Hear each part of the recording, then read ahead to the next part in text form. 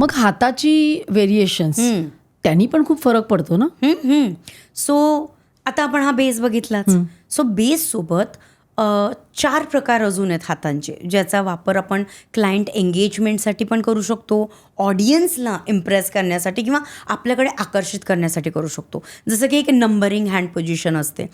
तुम्ही अगदी 2 मिनिट बोला, तुम्ही 10 मिनिट बोला, तुम्ही तासभर बोला, साधारण 2-4 वाक्य तरी असे असावे ज्यात अंकाचा वापर होतोय. म्हणजे तुला सांगू का, मला 4 रंग खूप आवडतात.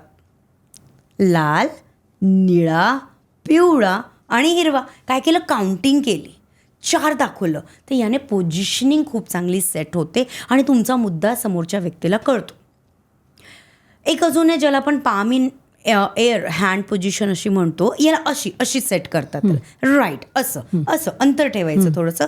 असंही अलाउड नाही आहे, असंही अलाउड नाही आहे, दोघं हात. याचा वापर केला जातो जेव्हा तुम्ही एखाद्या डिग्निटीला इन्व्हाइट करताय, समजा मंचावर बोलवताय किंवा त्याला उद्देशून तुम्ही काहीतरी सांगताय. तुम्ही बॉस आहात, टीममध्ये कोणाचं तरी टीम मेंबरचं कौतुक करताय, तर आपण असं म्हणू शकतो की आजच्या या इंटरनल मीटिंगमध्ये मला सांगायला आवडेल की मॅडम आज खूप चांगलं काम करून आलेले आहेत, तर त्यांच्यासाठी आपण जोडतात. तर याने काय होतं, रिस्पेक्ट त्या पर्टिक्युलर व्यक्तीपर्यंत थ्रू युअर हँड्स पोचते. आणि मग कलिगलाही वाटतं की ओके, माय बॉस रिअली माझं कौतुक करतो किंवा त्याला माझ्या कामाची त्याने नोंद घेतली आहे.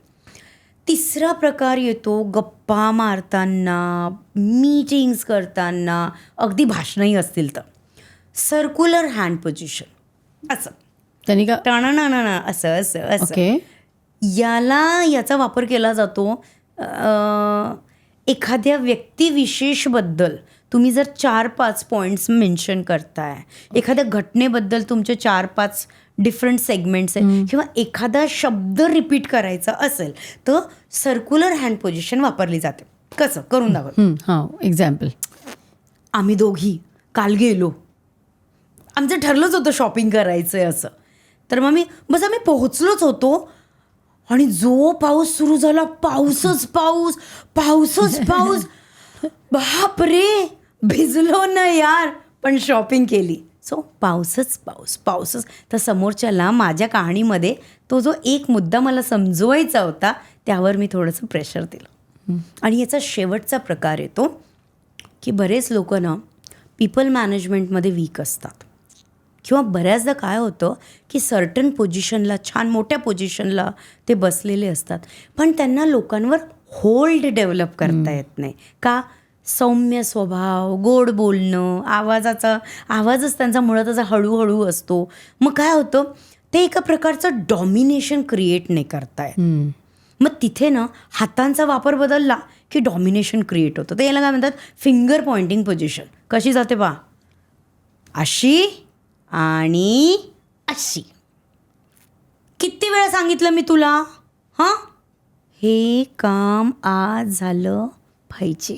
अच्छा, दोन्ही करायचं. दोघंही सिंगल केलं तरी चालतंय, पण जेव्हा तुम्ही त्याला शब्दांच्या चढ उतार हा जो भाग जेव्हा आपण वापरतो, तर दोघांचा वापर केला तर इम्पॅक्ट जास्त येतो. तर माझ्याकडे काही इंडस्ट्रियलिस्ट ज्यांनी मला असं सांगितलं की मी पहिले ना खूप असं हळूच बोलायचो. मग माझी टीम काय करायची, 2ची डेडलाईन असली, संध्याकाळी 6 वाजता सबमिट करायची. मग काहीतरी कारण द्यायची आणि माझं असं की मला ओरडताच येत नाही, मग मी काय बोलणार, आणि त्यांना माहिती होतं सर काही बोलणार नाही. जेव्हापासून मी ही पोझिशन वापरायला लागलो, 2चं काम 1:30लाच सबमिट होतं.